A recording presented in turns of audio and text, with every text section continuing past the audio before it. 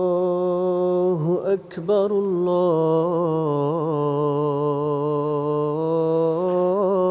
الله أكبر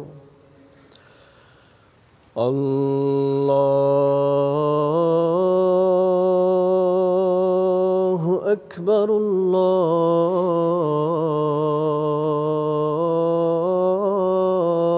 الله أكبر أشهد أن لا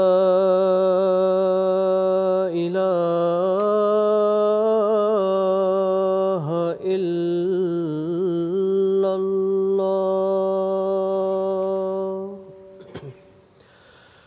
أشهد أن لا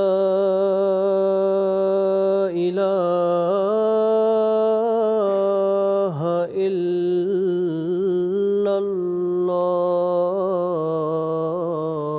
الله أشهد أن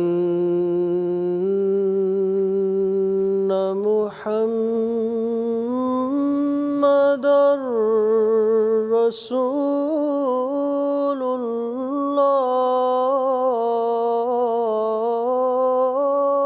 الله أشهد أن محمدًا رسول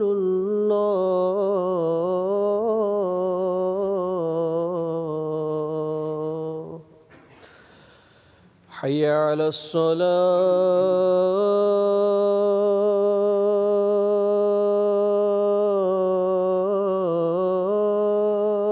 الصلاة حي على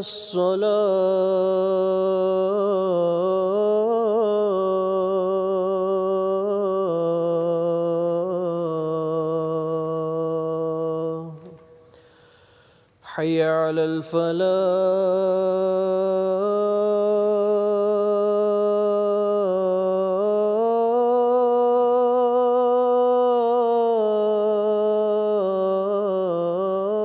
الفلاح حي على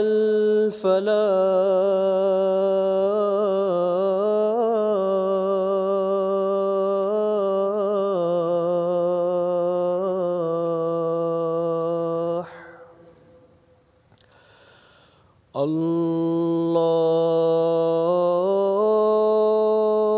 الله أكبر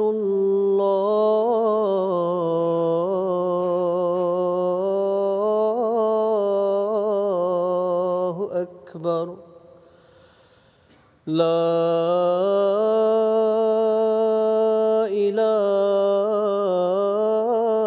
إله إلا الله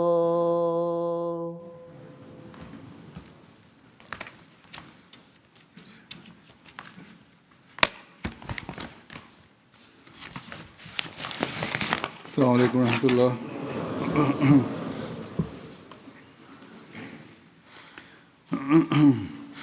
أشهد أن لا إله إلا الله وحده لا شريك له وأشهد أن محمدًا عبده ورسوله أما بعد فأعوذ بالله من الشيطان الرجيم بسم الله الرحمن الرحيم الحمد لله رب العالمين الرحمن الرحيم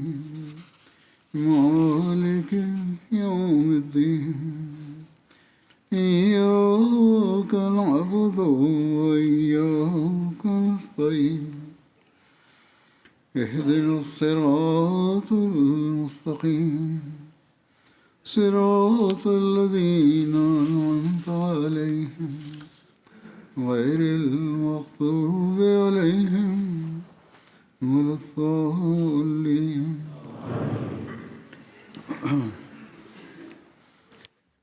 حضرت صلی اللہ علیہ وسلم মহানবী সাল্লাল্লাহু আলাইহি ওয়াসাল্লামের کے معیار কৃতজ্ঞতা প্রকাশের মান, তার ব্যবহারিক আদর্শ এবং নির্দেশাবলীর কথা আমি জলসার আগের খুতবায় উল্লেখ করেছিলাম। এই প্রসঙ্গে آج بھی بیان کروں گا۔ আজও বর্ণনা করব। اللہ تعالیٰ আল্লাহ তাআলার کی طرف توجہ دلاتے প্রতি ہوئے কৃতজ্ঞতা প্রকাশের چھوٹی سے বিষয়ে چھوٹی بات کی شکر گزاری দৃষ্টি আকর্ষণ করতে গিয়ে ছোটখাটো বিষয়ের জন্য তিনি সাল্লাল্লাহু আলাইহি ওয়াসাল্লাম কৃতজ্ঞতা জ্ঞাপনের নির্দেশ দিয়েছেন। যেমন হযরত আনাস বিন মালিক বর্ণনা করেন যে মহানবী সাল্লাল্লাহু আলাইহি ওয়াসাল্লাম বলেছেন, کہ اللہ اپنے بندے کی اس فعل আল্লাহ پر خوش তার ہوتا ہے বান্দার এমন কাজে খুশি হন যে যখন সে কোনো লোকমা খায় তখন এজন্য তার প্রশংসা করে, অথবা تو اس کی حمد کرے۔ যখন কোনো ঢোক পান করে তখন এজন্য তার প্রশংসা করে। جس طرح حضرت عائشہ فرماتی ہیں একইভাবে হযরত আয়েশা বলেন যে মহানবী সাল্লাল্লাহু আলাইহি ওয়াসাল্লাম একদিন বাড়িতে প্রবেশ করেন اور روٹی کا پکڑ এবং ٹکڑا রুটির پڑا ہوا একটি دیکھا۔ টুকরো পড়ে থাকতে آپ দেখেন। نے روٹی کا ٹکڑا اٹھایا، তিনি اسے صاف کیا، রুটির টুকরোটি তুলেন, সেটি পরিষ্কার করেন এবং খেয়ে নেন فرمایا আর বলেন, اے عائشہ হে আয়েশা, قابل احترام چیز کی সম্মানজনক عزت کیا کرو۔ জিনিসের মূল্যায়ন করো। جب یہ رزق کی রিজিকের نعمت এই کسی قوم سے নিয়ামত چلی যখন جاتی ہے কোনো জাতির কাছ থেকে চলে پھر যায় انہیں واپس نہیں ملتی۔ তখন তাদের কাছে ফিরে আসে صاحب না। کا یہ عمل تھا، কাজেই خود بھی এটি بظاہر ছিল তার সাল্লাল্লাহু আলাইহি ওয়াসাল্লামের আমল বা ব্যবহারিক আদর্শ। এছাড়া তিনি সাল্লাল্লাহু আলাইহি ওয়াসাল্লাম নিজেও প্রত্যেক ছোটখাটো বিষয়ে আল্লাহ তাআলার প্রতি কৃতজ্ঞতা প্রকাশ করতেন, তার নিয়ামত রাজির জন্য কৃতজ্ঞতা জ্ঞাপন করতেন, নিজের পরিবারের লোকদেরও এর উপদেশ দিতেন। অতএব کی خواہش ہے আমরা যদি রিজিকে বরকতের আকাঙ্ক্ষা রাখি তাহলে আল্লাহ তাআলার প্রত্যেক নিয়ামতের জন্য কৃতজ্ঞতা প্রকাশ করা আবশ্যক। حضرت ابن عباس بیان کرتے ہیں হযরত ইবনে আব্বাস বর্ণনা করেন مکہ کے دن যে মক্কা বিজয়ের দিন মহানবী সাল্লাল্লাহু আলাইহি ওয়াসাল্লাম اپنی چچا তার চাচাতো বোন উম্মে হানি বিনতে আবি তালিব اس وقت آپ کو এর বাড়িতে গমন করেন। সে সময় তিনি ক্ষুধার্ত ছিলেন। তিনি জিজ্ঞেস করেন, তোমার কাছে আমার খাওয়ার মতো কোনো খাবার আছে কি? তিনি নিবেদন করেন, শুকনো রুটির টুকরো ছাড়া مجھے شرم آتی ہے আমার কাছে আর কিছুই নেই এবং সেগুলো আপনার সমীপে উপস্থাপন করতে আমার লজ্জা লাগছে। তিনি সাল্লাল্লাহু আলাইহি ওয়াসাল্লাম বলেন যে তাই নিয়ে এসো।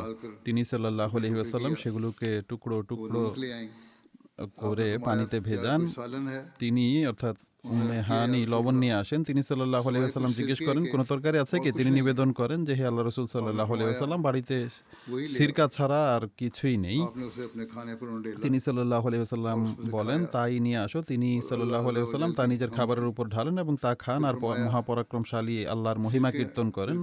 তারপর বলেন যে সিরকা কতই না চমৎকার তরকারি। گھر غریب نہیں ہوتا، হে উম্মে হানি, যে বাড়িতে সিরকা থাকে সেই গৃহ یہ تھے দরিদ্র হয় না। گزاری کے অতএব معیار۔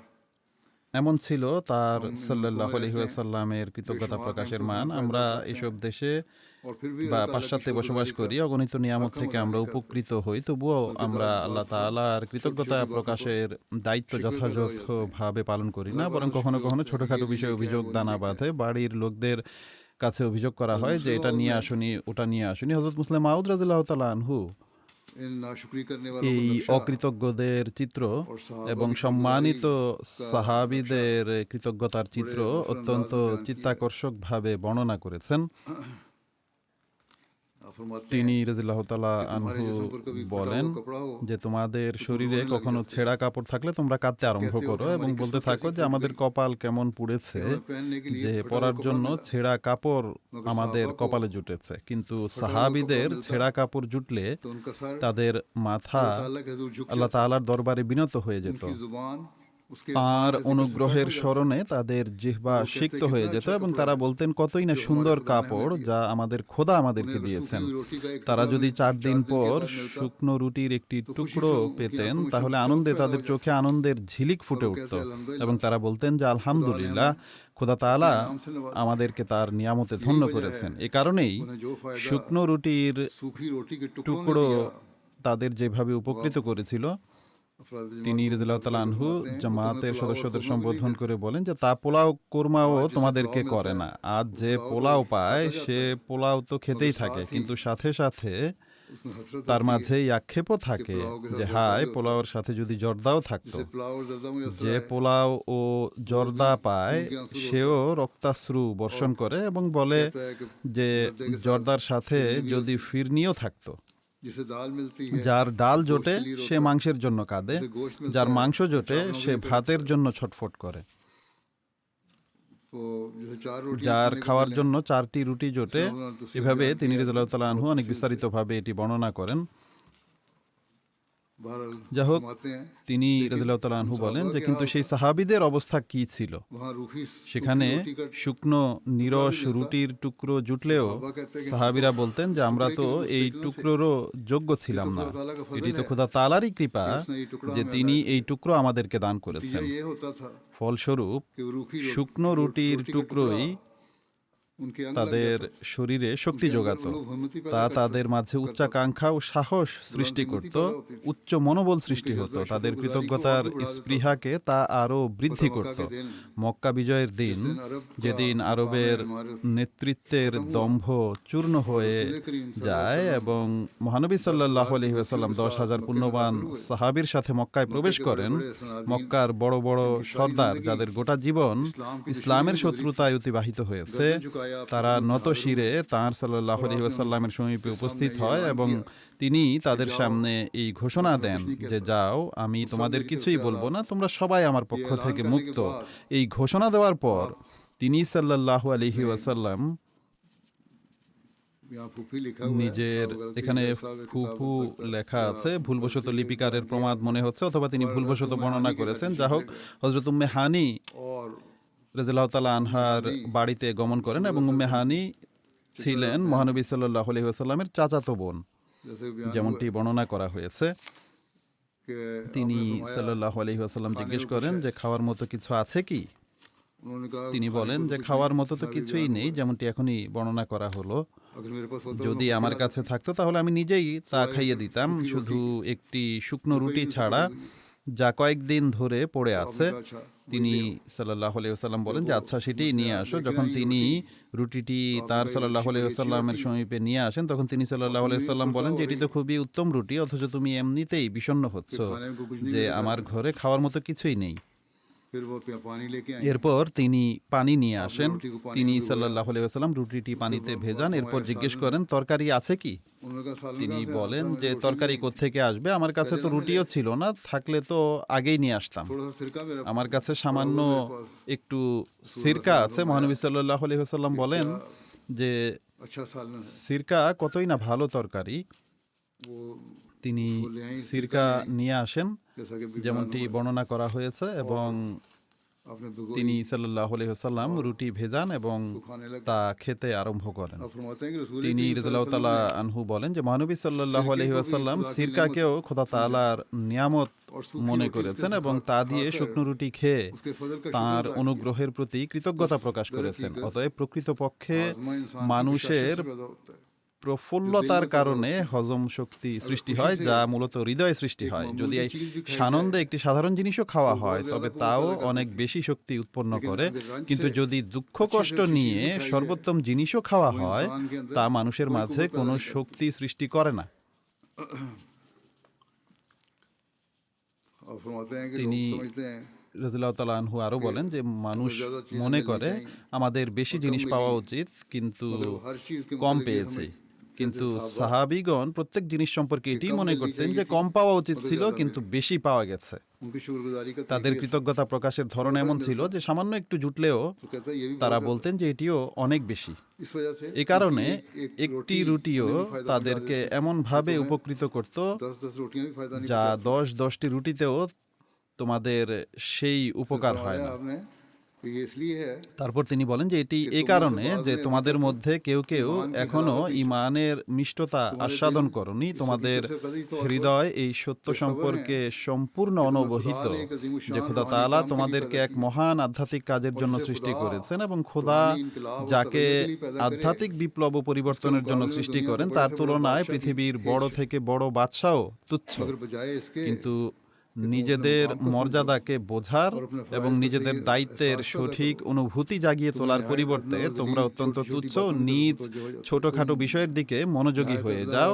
তোমরা অত্যন্ত তুচ্ছ নিজ ছোটখাটো বিষয়ের দিকে ধাবিত হও এবং বলো যে আমি এটা পাইনি, আমি ওটা পাইনি।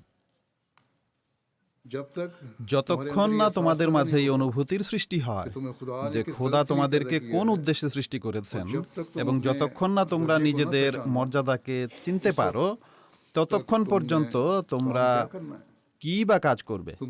খোদা তোমাদেরকে এমন এক স্থানে দাঁড় করিয়েছেন যে তোমাদের হৃদয় সবসময় খুশির তরঙ্গে পূর্ণ থাকা উচিত এবং তোমাদের মাঝে সবসময় সচেতনতা ও সতর্কতা দৃষ্টিগোচর হওয়া উচিত। যদি এই বিষয়টি তোমাদের মাঝে সৃষ্টি হয়ে যায়, তবে তাৎক্ষণিকভাবে তোমাদের মাঝে এমন শক্তির সঞ্চার হবে যে সামান্য থেকে সামান্য খাবারও তোমাদেরকে কাজ করার যোগ্য বানিয়ে দেবে।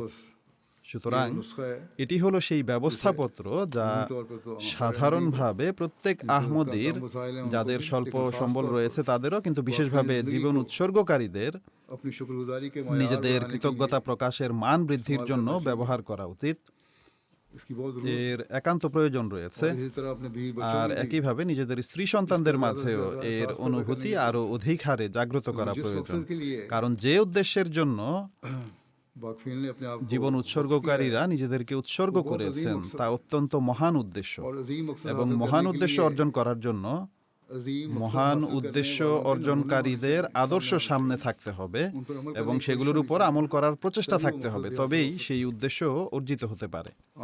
মহানবী সাল্লাল্লাহু আলাইহি ওয়াসাল্লাম তার সাহাবীদের সেবা ও কৃতজ্ঞতার প্রতিদানে তাদেরকে কি পরিমাণ দোয়ায় সিক্ত করতেন এ সম্পর্কে আবু কাতাদা রাদিয়াল্লাহু তাআলা আনহু হতে একটি riwayat বর্ণিত হয়েছে। তিনি বলেন যে মহানবী সাল্লাল্লাহু আলাইহি ওয়াসাল্লাম তাদেরকে সম্বোধন করে বলেন, তোমরা তোমাদের সারা সন্ধ্যা ও সারা রাত চলবে এবং আগামীকাল ইনশাআল্লাহ পানি পর্যন্ত পৌঁছে যাবে। তারা কোনো এক সফরে ছিলেন। তখন লোকেরা এমন ভাবে চলতে থাকে যে কেউ কারো দিকে ফিরেও তাকায়নি। হযরত আবু কাতাদা বলেন যে মহানবী সাল্লাল্লাহু আলাইহি ওয়াসাল্লাম চলতে থাকেন, এমনকি মধ্যরাত পার হয়ে যায় এবং আমি তার পাশেই ছিলাম। তিনি বলেন যে মহানবী সাল্লাল্লাহু আলাইহি ওয়াসাল্লামের তন্দ্রা এলে তিনি নিজ বাহনের উপর এক পাশে হেলে পড়েন। আমি তার সাল্লাল্লাহু আলাইহি ওয়াসাল্লামের কাছে যাই এবং তাকে না জাগিয়েই সোজা করে দেই যতক্ষণ না তিনি ঠিক হয়ে নিজ বাহনে বসে পড়েন। তারপর তিনি চলতে থাকেন, এমনকি রাতের বেশিরভাগ অংশ কেটে যায়। তিনি সাল্লাল্লাহু আলাইহি ওয়াসাল্লাম আবারও তন্দ্রার কারণে নিজ বাহনে হেলে পড়েন। তিনি বলেন যে আমি আবারও তাকে না জাগিয়েই সোজা করে দেই যতক্ষণ না তিনি পুনরায় নিজের বাহনে ঠিক হয়ে বসে পড়েন। তিনি বলেন যে তারপর একইভাবে তিনি চলতে থাকেন, এমনকি সেহরির শেষ প্রহর চলে আসে। তখন তিনি আগের দুবারের চেয়েও বেশি হেলে পড়েন, এমনকি তিনি উল্টে পড়ে যাওয়ার উপক্রম হয়। আমি তার কাছে যাই এবং তাকে সোজা করে দেই। তখন তিনি সাল্লাল্লাহু আলাইহি ওয়াসাল্লাম মাথা তুলেন এবং জিজ্ঞেস করেন, কে? আমি নিবেদন করি, আবু কাতাদা। তিনি সাল্লাল্লাহু আলাইহি ওয়াসাল্লাম বলেন যে তুমি কখন থেকে এভাবে আমার সাথে চলছো? আমি বললাম, রাত থেকেই আমি আপনার সাথে চলছি। তিনি সাল্লাল্লাহু আলাইহি ওয়াসাল্লাম বলেন যে আল্লাহ তাআলা তোমার হেফাজত করুন যেভাবে তুমি তার নবীর হেফাজত করেছো। তিনি সাল্লাল্লাহু আলাইহি ওয়াসাল্লাম একান্ত কৃতজ্ঞতা প্রকাশ করেন। তখন তিনি সাল্লাল্লাহু আলাইহি ওয়াসাল্লাম নিজের কৃতজ্ঞতা প্রকাশের কি আদর্শ আমাদের সামনে স্থাপন করেছেন। একটি রিওয়ায়াতে বর্ণিত হয়েছে, হযরত আবু উমামা থেকে বর্ণিত হয়েছে যে মহানবী সাল্লাল্লাহু আলাইহি ওয়াসাল্লাম বলেন, আমার মহাপ্রতাপান্বিত প্রভু আমার কাছে মক্কার উপত্যকাকে সোনায় পরিণত করে দেওয়ার প্রস্তাব দেন। তখন আমি নিবেদন করি, হে আমার প্রভু, না, বরং আমি চাই যে একদিন ক্ষুধার্ত থাকবো এবং একদিন তৃপ্ত থাকবো, যাতে যখন আমি তৃপ্ত থাকি তখন আমি তোমার প্রশংসা ও স্তুতি বর্ণনা করি এবং তোমার কৃতজ্ঞতা জ্ঞাপন করি, আর যখন আমি ক্ষুধার্ত থাকি তখন তোমার দরবারে বিনয়ের সাথে কাকুতি মিনতি করি এবং তোমার কাছে দোয়া করি। হযরত আব্দুল্লাহ বিন মাসউদ হতে একটি রিওয়ায়াত বর্ণিত হয়েছে। তিনি বলেন যে মহানবী সাল্লাল্লাহু আলাইহি ওয়াসাল্লাম যখন পানি পান করতেন তখন পাত্র থেকে মুখ সরিয়ে 3 শ্বাসে পান করতেন। এক শ্বাসেই পুরো গ্লাস পান করে নিতেন না, বরং 3 শ্বাসে পানি পান করতেন। প্রতি শ্বাসে আল্লাহ তাআলার প্রশংসা করতেন এবং শেষ শ্বাসের পর আল্লাহর কৃতজ্ঞতা প্রকাশ করতেন। যেমনটি তিনি সাল্লাল্লাহু আলাইহি ওয়াসাল্লাম বলেছেন যে পানির এক ঢোক নিলেও কৃতজ্ঞতা প্রকাশ করো, তার প্রশংসা করো। এটি হলো কৃতজ্ঞতার সাথে পানি পানের পদ্ধতি। এটি স্বাস্থ্যের জন্য জরুরি যে একবারে পান করার পরিবর্তে ধীরে ধীরে থেমে থেমে পান করা উচিত।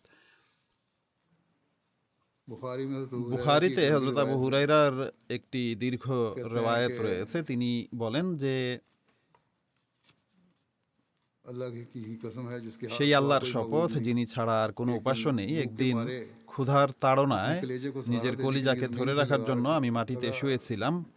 मैं अपने कलेजे को আমি নিজের सहारा কলিজাকে देने के लिए ধরে जमीन রাখার से জন্য लगा रहता মাটিতে था। পেট কবি তো লাগিয়ে ভুখে রাখতাম মারে এবং কখনো তো अपने पेट पर पत्थर ক্ষুধার बांध लिया তাড়নায় करता था। নিজের एक दिन की পেটে बात পাথর नहीं, कई বেঁধে दिनों की নিতাম। बात। এটি একদিনের কথা নয়, বেশ कहते हैं, एक কয়েকদিনের दिन কথা। मैं তিনি लोगों के বলেন रास्ते पर बैठ যে गया। একদিন আমি মানুষের बहुत बुरी চলাফেরার রাস্তায় বসে পড়ি, जहाँ से वो आते थे लोग, যেখান वहाँ দিয়ে से লোকেরা रसूल আসতো। की- আমার অবস্থা খুবই খারাপ मैंने ছিল। उनसे अल्लाह की সেখান দিয়ে হযরত किताब আবু की বকর कुरान की एक किताब की যাচ্ছিলেন। एक आयत আমি তাকে আল্লাহর কিতাব পবিত্র गरीबों কোরআনের के একটি ख्याल আয়াত के জিজ্ঞেস बारे में, করলাম যা গরিবদের ना খেয়াল मांगने রাখা, वालों के না बारे में, চাওয়া ব্যক্তিদের এবং ক্ষুধার্ত মানুষের लोगों के বিষয়ে बारे में। ছিল।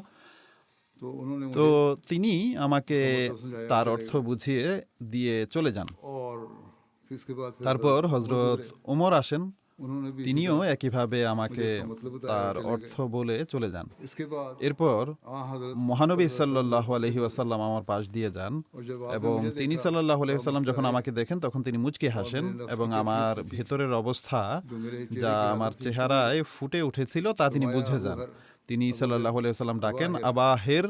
मैंने कहा हाजिर আমি हूँ, या বললাম रसूल अल्लाह, উপস্থিত फरमाया, আছি मेरे হে पीछे আল্লাহ आओ। রসুল সাল্লাল্লাহু আলাইহি ওয়াসাল্লাম। जब घर তিনি चले गए, বলেন যে मैं আমার आपके পেছনে पीछे এসো। चला। তিনি ঘরে आप যান, अंदर আমি তার गए, পেছনে পেছনে मुझे যাই। अंदर তিনি जाने की ভেতরে इजाज़त যান, दी। আমাকেও ভেতরে যাওয়ার अंदर অনুমতি দেন। आपके कमरे में ভেতরে दूध का তার प्याला কামরায় पड़ा था। একটি দুধের পেয়ালা রাখা ছিল।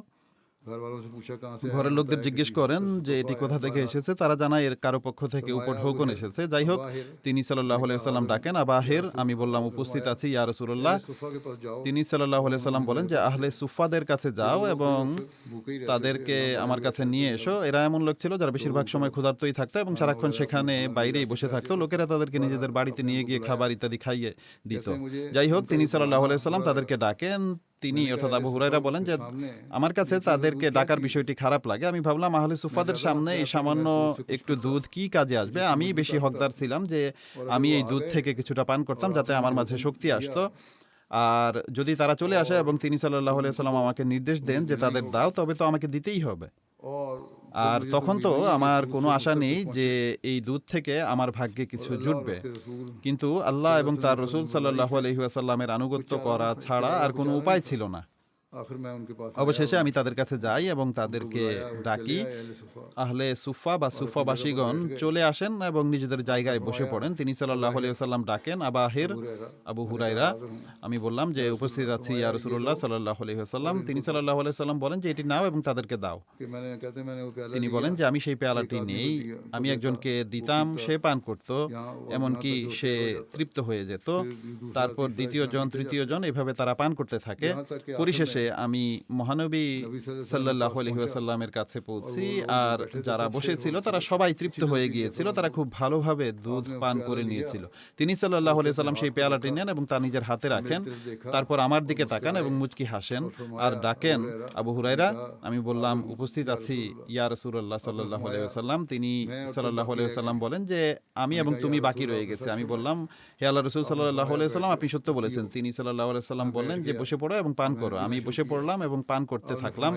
তিনি সাল্লাল্লাহু আলাইহি ওয়াসাল্লাম বলেন যে আরো পান করো। আমি আরো পান করলাম। তিনি এটাই বলতে থাকেন যে আরো পান করো। আর আমি এতটাই পান করলাম যে শেষে আমি বললাম আর নয়, সেই সত্তার শপথ যিনি আপনাকে সত্য সহকারে পাঠিয়েছেন, আমি এখন আর এর জন্য কোনো পথ পাচ্ছি না যেদিক দিয়ে একে নামাবো, অর্থাৎ আমার পেট সম্পূর্ণ ভরে গেছে।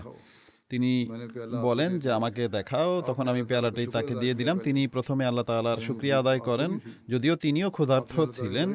তিনি প্রথমে আল্লাহ তাআলার শুকরিয়া আদায় করেন এবং আল্লাহ তাআলার নাম নেন এবং সেই অবশিষ্ট দুধ পান করে নেন। সুতরাং এটিই ছিল তার সাল্লাল্লাহু আলাইহি ওয়াসাল্লামের কৃতজ্ঞতা প্রকাশ। আর এই কৃতজ্ঞতা প্রকাশের কারণে আল্লাহ তাআলা এমন বরকত দান করেন যে সমস্ত সাহাবীও পান করে নিলেন এবং তিনিও, অর্থাৎ তিনি সাল্লাল্লাহু আলাইহি ওয়াসাল্লামও তা দিয়ে নিজের ক্ষুধা নিবারণ করেন। হযরত আয়েশা বর্ণনা করেন যে মহানবী সাল্লাল্লাহু আলাইহি ওয়াসাল্লাম বলেছেন, যার উপর কোনো অনুগ্রহ করা হয় সে যেন তার প্রতিদান দেয়, আর যার সেই সামর্থ্য নেই সে যেন সেই অনুগ্রহের কথা মানুষের সামনে উল্লেখ করে। কারণ যে ব্যক্তি উল্লেখ করে সে শুকরিয়া আদায় করে, আর যে ব্যক্তি কৃত্রিমভাবে নিজেকে কোনো মহত্বের অধিকারী মনে করে অথচ সেই মহত্ব তার অর্জিত হয়নি, তবে সে সেই ব্যক্তির ন্যায় যে মিথ্যার দুটি পোশাক পরিধান করে আছে, অর্থাৎ সে মাথা থেকে পা পর্যন্ত মিথ্যাবাদী। একটি রওয়ায়েতে বর্ণিত হয়েছে যে মহানবী সাল্লাল্লাহু আলাইহি ওয়াসাল্লাম এর মামা আসওয়াদ বিন যাহাব বিন আব্দে মানাফ বিন জোহরা তার সাল্লাল্লাহু আলাইহি ওয়াসাল্লামের খিদমতে উপস্থিত হওয়ার অনুমতি চাইলেন। नबी सल्लल्लाहु अलैहि वसल्लम ने फरमाया মহানবী সাল্লাল্লাহু আলাইহি ওয়াসাল্লাম বলেন যে হে আমার মামা, अंदर तशरीफ ला। ভেতরে আসুন। वो अंदर आए। তিনি ভেতরে আসেন। মহানবী সাল্লাল্লাহু আলাইহি ওয়াসাল্লাম তার জন্য নিজের চাদর বিছিয়ে দেন। তিনি সাল্লাল্লাহু আলাইহি ওয়াসাল্লাম বলেন যে এর উপর বসুন, কারণ মামা পিতার স্থলাভিষিক্ত হয়ে থাকে। হে মামা, जिस शख्स पर कोई যে ব্যক্তির উপর কোনো অনুগ্রহ করা হয় আর সে তার কৃতজ্ঞতা জ্ঞাপন করতে পারে না, তবে সে যেন অন্তত সেই অনুগ্রহের কথা উল্লেখই করে দেয়, কারণ যখন সে তা উল্লেখ করে তখন সে যেন কৃতজ্ঞতা আদায় করে দিল। আর কৃতজ্ঞতার এই দিকটিকে মহানবী সাল্লাল্লাহু আলাইহি ওয়াসাল্লাম এর নিজের জীবন আদর্শে আমরা কিভাবে দেখতে পাই, এর অনেক ঘটনা রয়েছে।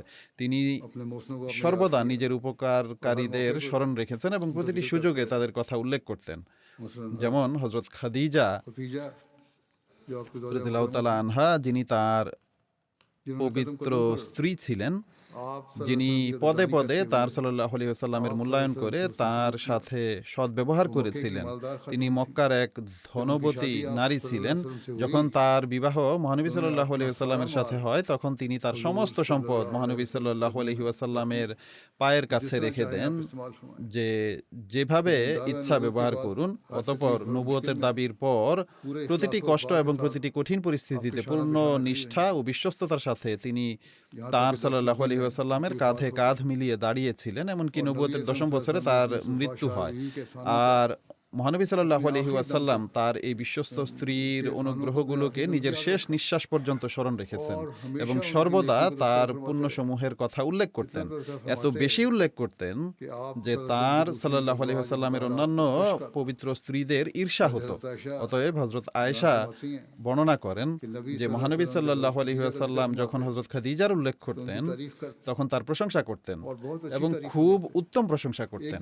একদিন আমার মাঝে ঈর্ষা জেগে ওঠে এবং আমি তার সাল্লাল্লাহু আলাইহি ওয়াসাল্লামের কাছে নিবেদন করি যে আপনি কেনই বৃদ্ধার কথা বলতে থাকেন, অথচ আল্লাহ তাআলা আপনাকে তার চেয়ে উত্তম স্ত্রী দান করেছেন। इस पर आप এর উত্তরে তিনি সাল্লাল্লাহু আলাইহি ওয়াসাল্লাম বলেন যে আল্লাহ তাআলা আমাকে তার চেয়ে উত্তম কোনো স্ত্রী দেননি, কারণ খাদিজা আমাকে সেই সময় গ্রহণ করেছিল যখন অন্যরা আমাকে অস্বীকার করেছিল, আর যখন লোকেরা আমাকে অস্বীকার করেছিল তখন সে আমাকে সত্য বলে মেনে নিয়েছিল।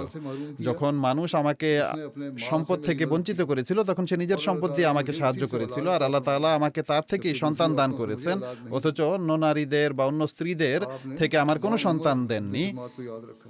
তিনি সাল্লাল্লাহু আলাইহি ওয়াসাল্লাম সারা জীবন তার সেবাসমূহ স্মরণ রেখেছেন এবং সর্বদা কৃতজ্ঞতা প্রকাশ করতে থেকেছেন। इसी तरह একইভাবে अपने নিজের दोस्तों का जिन्होंने বন্ধুদের যারা যেভাবে পেরেছেন তার সাল্লাল্লাহু আলাইহি ওয়াসাল্লামের সাহায্য করেছেন, তাদের প্রতি তিনি সাল্লাল্লাহু আলাইহি ওয়াসাল্লাম গভীর কৃতজ্ঞতা প্রকাশ করতেন। একবার হযরত ওমর এবং হযরত আবু বকরের মাঝে মতানৈক্য দেখা দিল এবং এই খবর যখন মহানবী সাল্লাল্লাহু আলাইহি ওয়াসাল্লামের কাছে পৌঁছে, তখন তিনি याद दिलाए। অন্যদেরকে হযরত আবু বকরের বড় বড় অনুগ্রহের কথা স্মরণ করিয়ে দেন এবং সাহাবীদেরকে তাকে কষ্ট না দেওয়ার উপদেশ দেন।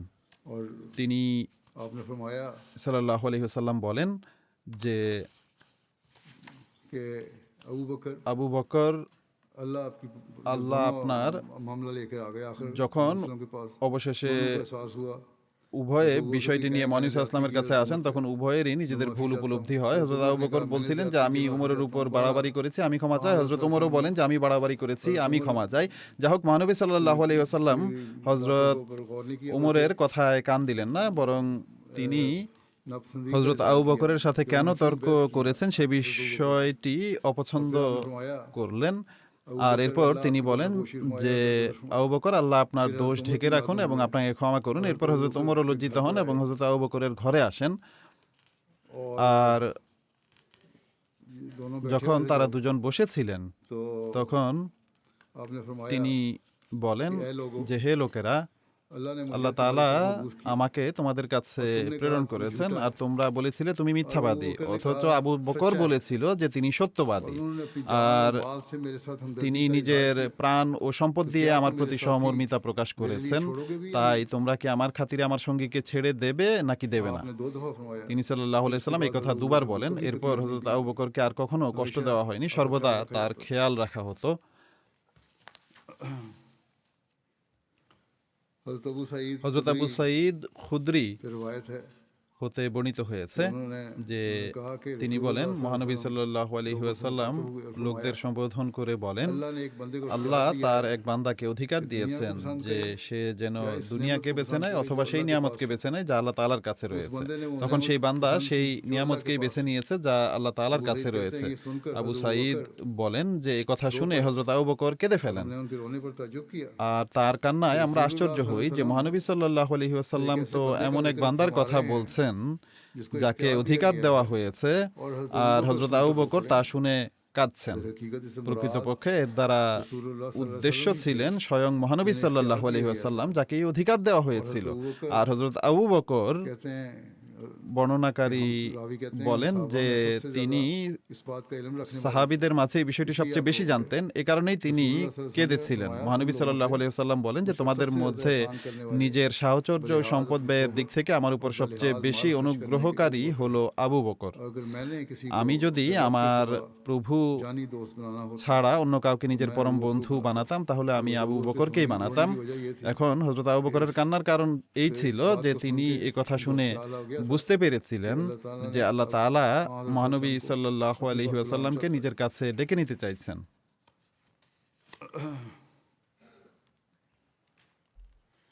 जब मुसलमानों पर মক্কায় যখন মুসলমানদের উপর নানা ধরনের অন্যায় নির্যাতন চালানো হয় তখন তারা খোদা তাআলার নির্দেশক্রমে আবিসিনিয়ার দিকে হিজরত করেন। সে সময় হাবশার मुल्क में पनाह दी বা আবিসিনিয়ার বাদশাহ তাদেরকে নিজ দেশে আশ্রয় দেন। মহানবী সাল্লাল্লাহু আলাইহি ওয়াসাল্লাম সেই বাদশাহ নাজ্জাশীর এই অনুগ্রহ সর্বদা স্মরণ রেখেছেন এবং প্রতিটি সুযোগে তিনি নিজের কথা ও কাজের মাধ্যমে এই অনুগ্রহের কৃতজ্ঞতা প্রকাশ করেছেন। অতএব যখন নাজ্জাশীর প্রতিনিধি দল মহানবী সাল্লাল্লাহু আলাইহি ওয়াসাল্লামের সমীপে উপস্থিত হয় रसूल करीम তখন सल्लल्लाहु अलैहि রাসূল করিম সাল্লাল্লাহু আলাইহি ওয়াসাল্লাম के इस्तकबाल के लिए তাদের অভ্যর্থনার জন্য উঠে দাঁড়ান। आपके साहबा ने अर्ज की তার সাহাবীগণ নিবেদন করেন যে হে আল্লাহ রাসূল সাল্লাল্লাহু আলাইহি ওয়াসাল্লাম, আমরাই তো যথেষ্ট এই কাজের জন্য। आपने फरमाया তিনি সাল্লাল্লাহু আলাইহি ওয়াসাল্লাম বলেন যে তারা আমাদের সঙ্গীদেরকে অত্যন্ত সম্মানের সাথে রেখেছিল, অনেক সম্মান দিয়েছিল, তাই আমি পছন্দ করি যে আমি তাদের এই অনুগ্রহের প্রতিদান নিজেই দেব। फिर आपने इसी অতঃপর शुक्रगुजारी তিনি के जज्बे के तहत সাল্লাল্লাহু আলাইহি ওয়াসাল্লাম এই কৃতজ্ঞতা বোধ বাদশাহকে থেকেই জানাজা সেই বাদশার গায়বানা জানাজাও পড়িয়েছিলেন। অতএব হযরত আবু হুরায়রা হতে বর্ণিত হয়েছে যে মহানবী সাল্লাল্লাহু আলাইহি ওয়াসাল্লাম যখন নাজ্জাশীর মৃত্যুর খবর পান তখন তিনি जनाजा गायब था তার গায়বানা জানাজার নামাজ আদায় করেন আর সাহাবীগণ তার পেছনে কাতারবদ্ধ হন এবং তিনি সাল্লাল্লাহু আলাইহি ওয়াসাল্লাম এতে 4টি তাকবীর বলেছিলেন।